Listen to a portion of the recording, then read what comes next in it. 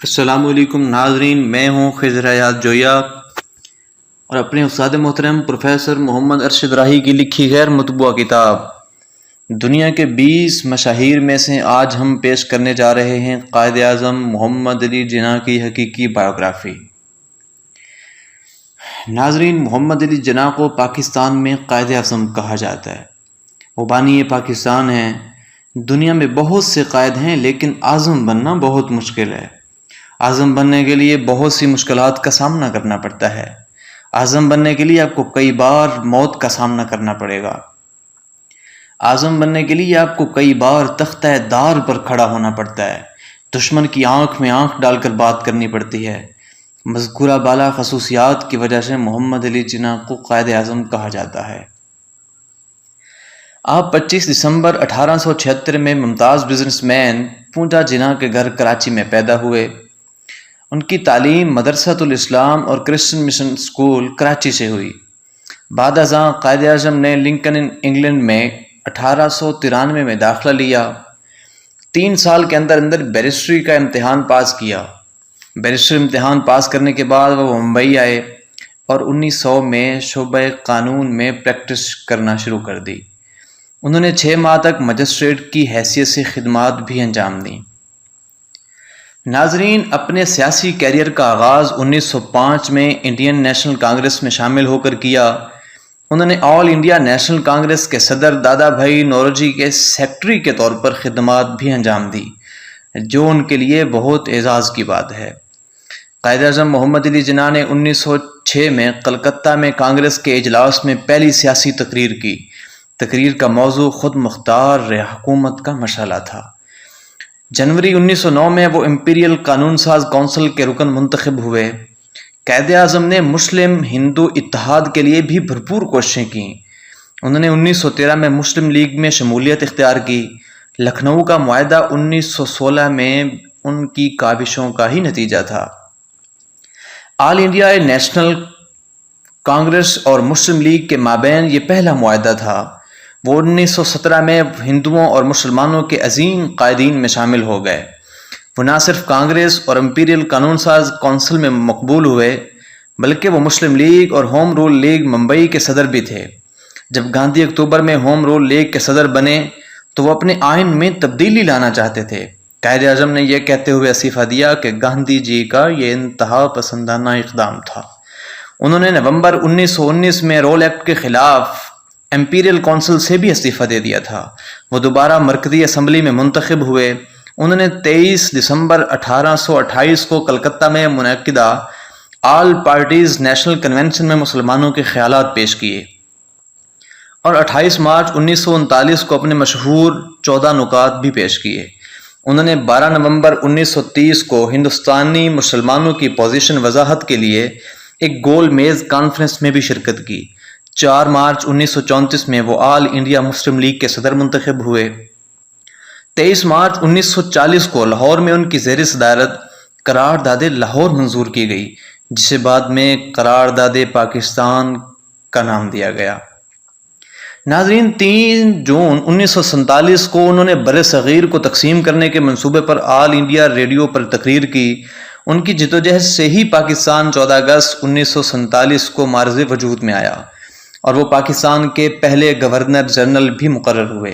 اس سے پہلے 11 اگست کو وہ دستور ساز اسمبلی کے صدر منتخب ہوئے۔ 15 اگست 1947 کو انہوں نے پاکستان کے پہلے گورنر جنرل کی حیثیت سے حلف لیا۔ ناظرین، جب 12 اگست 1947 کو آئین ساز اسمبلی کا اجلاس شروع ہوا تو نوابزادہ لیاقت علی خان نے ایوان میں ایک قرارداد پیش کی کہ اب سے محترم محمد علی جناح کو قائد اعظم کہا جائے اور ساتھ ہی ان کو تمام سرکاری دستاویزات، خطوط اور دیگر کاغذات میں باضابطہ طور پر قائد اعظم لکھا جائے۔ کانگریسیوں کو ایک بار پھر اپنے خیالات کا اظہار کرنے کا موقع ملا اور انہوں نے قرارداد پر تنقید کی۔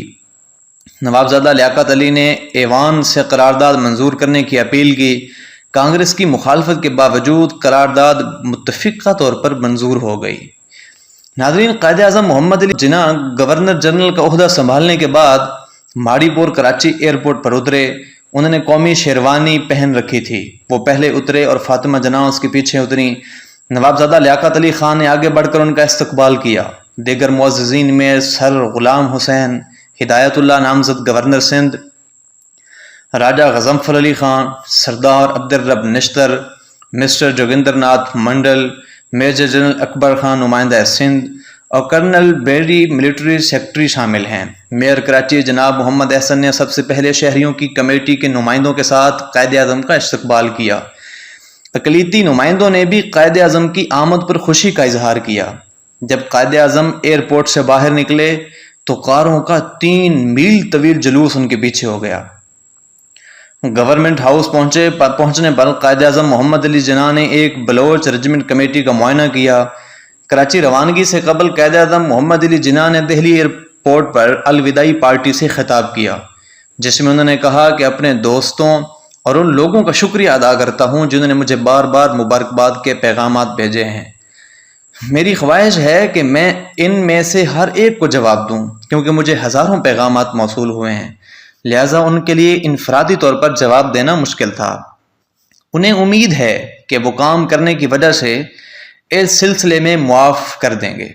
وہ بر صغیر کی تقسیم سے پیدا ہونے والی پریشانیوں کو حل کرنے کے لیے ریلی کے شہریوں کو الوداع کہا، جن میں سے بہت سارے فرقوں سے میرے دوست ہیں۔ ہمیں سکون سے رہنا ہے، میں سکون سے رہنا چاہتا ہوں، ماضی کی شکایات دفن کیے جائیں اور آئیے ہندوستان اور پاکستان کی نئی اور خود مختار ریاستیں شروع کی جائیں۔ میں ہندوستان کی ترقی اور امن کے لیے دعا گو ہوں۔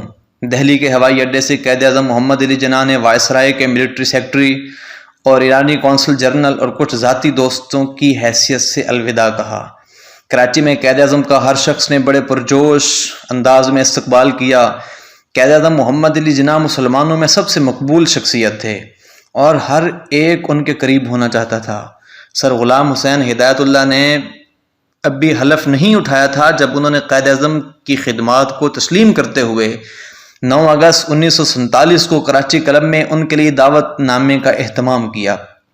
اس موقع پر قائد اعظم نے کہا، ہاں میں کراچی میں پیدا ہوا تھا اور میں بچپن سے ہی کراچی کی ریت پر کھیلتا رہا ہوں، میری تعلیم کراچی میں ہوئی تھی۔ یہ بات انہوں نے بڑے فخر سے کہی۔ قائد اعظم نے کہا کہ وہ لندن گئے، جہاں سے وہ قانون کی تعلیم حاصل کرنے کے بعد ہندوستان واپس آئے۔ اس کے لیے فیصلہ کرنا مشکل تھا کہ وہ کیا کریں، لیکن قسمت انہیں ممبئی لے گئی اور انہوں نے بطور وکیل 3 سال مقدمات کا طویل انتظار کیا اور آخر کار انہیں مقدمات مل گئے۔ قائد اعظم نے دعویٰ کیا کہ نئی ریاست پاکستان خون کا ایک قطرہ گرائے بغیر پرامن طریقے سے حاصل کیا گیا ہے۔ انہوں نے گورنر جنرل آف پاکستان کا عہدہ اس لیے قبول کیا کیونکہ وہ جانتے تھے کہ وہ کسی اتحادی فوج کے ایجنٹ نہیں بلکہ عوام میں سے ہیں۔ ناظرین، 15 اگست 1947 جمعہ کے روز بانی پاکستان قائد اعظم محمد علی جناح نے پاکستان کے پہلے گورنر جنرل کے عہدے کا حلف لیا۔ قائد اعظم نے سفید شیروانی اور جناح کیپ پہنی ہوئی تھی۔ وہ بہت خوش نظر آ رہے تھے۔ حلف برداری کی تقریب سے قبل قائد اعظم کے ADC مسٹر اطار بانی نے کہا کہ بادل چھائے ہوئے ہیں اور ہو سکتا ہے بارش ہو جائے۔ اس پر قائد اعظم نے کہا کہ وہ کراچی کے بادلوں کو خوب جانتے ہیں، وہ زیادہ تر خالی ہی ہوتے ہیں۔ حلف برداری کی تقریب کا آغاز تلاوت کلام پاک سے ہوا۔ لاہور ہائی کورٹ کے chief justice mister justice Abdul Rashid نے قائد اعظم سے حلف لیا۔ قائد اعظم جیسے ہی گورنر جنرل بنے انہوں نے اپنے عہدے کا حلف لیا۔ انہیں 31 توپوں کی سلامی دی گئی۔ قائد اعظم نے حلف میں یہ الفاظ کہے کہ میں محمد علی جناح قانون کے تحت قائم کردہ پاکستان آئین کے ساتھ اپنی مخلصانہ عقیدت اور وفاداری کا اظہار کرتا ہوں۔ میری خواہش ہے کہ پاکستان کے گورنر جنرل کی حیثیت سے میں شہنشاہ اور اس کے ولی عہد اور ان کے جانشینوں کو وفادار رہوں۔ حلف برداری کی تقریب کے بعد ہزاروں افراد نے لانگ لیو قائد اعظم اور لانگ لیو پاکستان کے نعرے لگائے۔ قائد اعظم نے گارڈ آف آنر کا معائنہ کیا اور پھر گورنمنٹ ہاؤس کی طرف روانہ ہو گئے، جہاں گورنر جنرل کا جھنڈا لہرا رہا تھا۔ یہ جھنڈا نیلے رنگ کا تھا اور اس پر شیر کا نشان بھی تھا۔ پاکستان کا لفظ شیر کے نیچے لکھا گیا تھا۔ گورنمنٹ ہاؤس کی چھت پر 700 افراد موجود تھے، جن میں غیر ملکی افواج کے نمائندے، پاک فوج کا ایک سینئر آفیسر اور بلوچ ریجمنٹ کا دستہ بھی شامل تھا۔ حاضرین میں برطانوی ہائی کمشنر سر سنتھیا اسمتھ، ہندوستانی ہائی کمشنر ڈاکٹر شری پرکاش اور کلکتہ میں چینی سفیر ڈاکٹر لٹائی اور پاک فوج کے commander in chief sir Frank مرے بھی موجود تھے۔ قائد اعظم نے 30 اکتوبر 1947 کو پنجاب یونیورسٹی گراؤنڈ میں لاہور کی سیاسی تاریخ کے سب سے بڑے اجتماع سے خطاب کیا۔ بانی پاکستان قائد اعظم محمد علی جناح نے کہا کہ ایک باقاعدہ منصوبے کے تحت بے گناہ اور نہتے افراد کا قتل شرمناک جرم ہے جو تاریخ کی بدترین سفاکیوں کو بھی شرمندہ کر دے گا۔ ناظرین، یاد رہے کہ اس وقت مشرقی پنجاب اور یو پی وغیرہ میں بھی مسلمانوں کو قتل کیا جا رہا تھا۔ ہزاروں مسلمان ان علاقوں سے پاکستان آ رہے تھے۔ ایک منصوبہ بندی کے تحت ہمارے خلاف ایسی گہری سازش رچائی گئی ہے۔ ابتدائی ضروریات کو بھی خاطر میں نہیں لایا گیا، تاہم ہم اللہ کا شکر ادا کرتے ہیں کہ اس کے باوجود خدا نے شر کی طاقتوں سے لڑنے میں ہماری مدد کی۔ قائد اعظم نے اس بات پر زور دیا کہ اگر مسلمانوں کو پاک کتاب سے پیار ہے اور قرآن مجید سے رہنمائی حاصل ہے تو وہ زندگی میں ہمیشہ کامیابی حاصل کریں گے۔ قائد اعظم محمد علی جناح 11 ستمبر 1948 کو طویل علالت کے بعد انتقال کر گئے اور کراچی میں دفن کیے گئے۔ ان کا خوبصورت مزار کراچی میں صدر ایوب خان نے تعمیر کرایا۔ آج بھی قائد اعظم محمد علی جناح کی آواز ہمارے کانوں میں گونجتی رہتی ہے کہ انہوں نے انگریز کو للکارتے ہوئے کہا تھا، اگر اسلامی حکومت کے قیام کے لیے مجھے میز بھر کا علاقہ بھی دیا گیا تو میں لے کر چھوڑوں گا، لیکن بدقسمتی سے موت نے انہیں اسلامی نظام کے نفاذ کا موقع نہ دیا، اور آج بھی ان کی روح قبر سے اسلامی نظام کے نفاذ کے لیے جھانکتی رہتی ہے۔